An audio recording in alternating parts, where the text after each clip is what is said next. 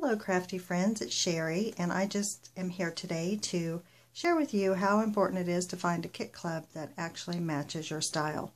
I had belonged to another kit club, which I enjoyed and loved, but when I came across Hip Kit Club's Christmas kit, I flipped out. I think that must have been their November kit, and of course it was sold out, so I immediately got online and started trying to piece together their kit.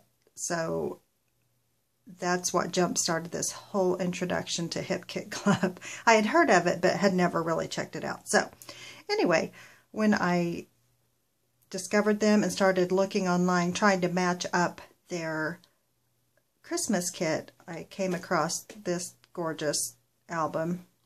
And so I purchased it. And the rest is history. I immediately subbed to HipKit, and what I'm going to do today is just share with you the layouts that I've created since I've joined the club, just to show that inspiration can come from many different ways, but finding a kit club that matches your style is one way to get your mojo running for sure. So anyway, this was my album cover. I'm not going to share the whole album today, but I really loved the way this turned out. I just loved this aqua gold, happy, bright color combination, so that's what I ended up with. So that is that. And let's get started. This was the very first challenge I did with Hip Kit Club. It was from an Ellie Studio sketch, and I used the Simon Says Stamp Snow stencil and just a few little photos, and this is what started my adventure at Hip Kit Club. I immediately jumped in there and started having some fun. So this was challenge number 1 for me. This was another challenge that I did, and I believe it must have been a grid challenge, and I used the Amy Tan things from probably the December kit. I typically will pull a few items in from my own stash too, just because that's how I roll. If I have something that I like, I'm going to use it. So anyway, this was another that I created. Fun. And this one, as an added bonus, won me a gift certificate to the Hip Kit Club store. So hey, it's worth it to play. This was another layout that was inspired by Vilna Furstenberg. Excuse me. I just love her playful approach, artistic approach. Of course, I did a much cleaner version, but this is what I ended up with, and I'm really happy with the way that turned out. Okay, this one was a challenge where we were to use triangles as one part of our challenge. So I got a stamp and stamped this background to create, that's how I decided to use the triangles. I will admit triangles are not my go-to design element, but I'm really happy with the way this turned out. This one was inspired by a mood board. There were lots of different watercolor details on it, so I played with some gelatos and watercolors and really loved how this turned out. This happens to be one of my current favorites. It's just so soft and yummy and looks like sherbet. This was not for a challenge. This was just for fun. Just pulling together some different things. Just a fun little layout. Halloween, kind of non-Halloween Halloween. I don't think this was for a challenge. I think I challenged myself to use some ribbon. So I just cut ribbon strips and sewed them to this page and use that as my background, and just a fun summer layout.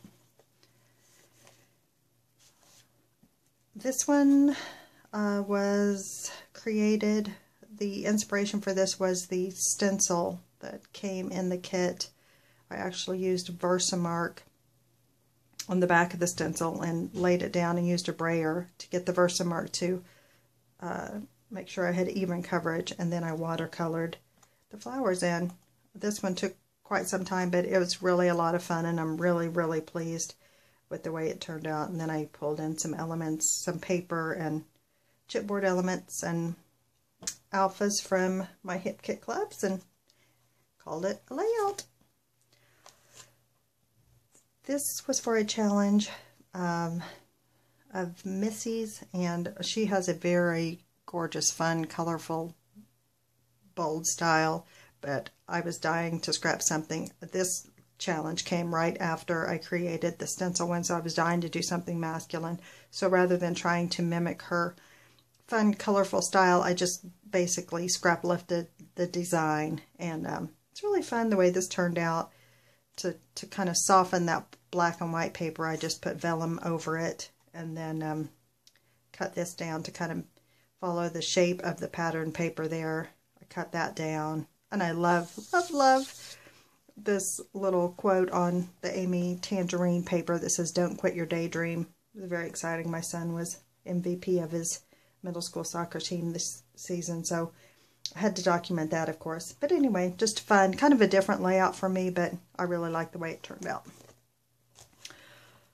This, I can't remember if this was for a challenge, but anyway, I love this wood grain paper. Oh my gosh, I could have 20 sheets of this and it wouldn't be enough, but I decided to do a really clean graphic layout with this. As some of you may know, I'm an interior decorator part-time, and last year a project that my friend and I worked on was published in an annual magazine here in Chattanooga, so of course I had to document that, and that's what this layout is about.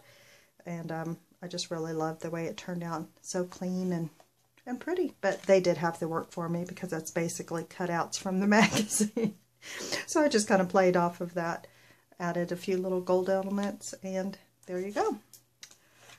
This one was totally inspired by this lovely Webster's paper. Oh my gosh, I love that paper. These were random circles all on the paper, but I decided to cut them out and create a shape with them. My daughter's headband has little buttons in it, so I adhered some buttons to kind of pull that out. And just really fun. This is my other favorite layout. So what I did with that, then the next week we had a challenge, and I decided to just play off of this, and this is what I created for the challenge. I made a background with distress inks and a circle stamp that I had, and then just pulled in more of those little cutout circles, and I really love the way this cute little 2-pager turned out. And let's see. Okay, I'm stuck there. Last but not least, this was another challenge, and I think, or maybe, I can't even remember if this was, okay, I'm getting old. But anyway, we had this gorgeous paper from We Are Memory Keepers with doors all over it, and I was trying to think of a fun way to use that. Initially, my first concept was going to be, I was going to make the doors open and put addresses from all the places we've lived. But oh my Lord, we've lived in probably 15 or 16 different places since we were married 31 years ago, almost 31. And then I thought, no, that's just too much work. And I didn't want to include random apartments and all that kind of stuff. So then I started looking at it. I've really been loving the look of the large hand-cut letters. So initially I was going to do block style, but once I started studying the letters, I realized there were some natural curves in the arched doors and the arched windows and things. So I just kind of cut loose. This is not my typical style, but I decided to just have fun with it and use some distressed inks to watercolor those, and use some rub-on, and that obviously I took 2 of the arched windows and attached, and then used this lovely rub-on of the globe, put the little heart there, and it's just a really sweet layout. This was on Thanksgiving Day, and it's obviously stating the facts. My home is anywhere with you, which is my family, and there you have it.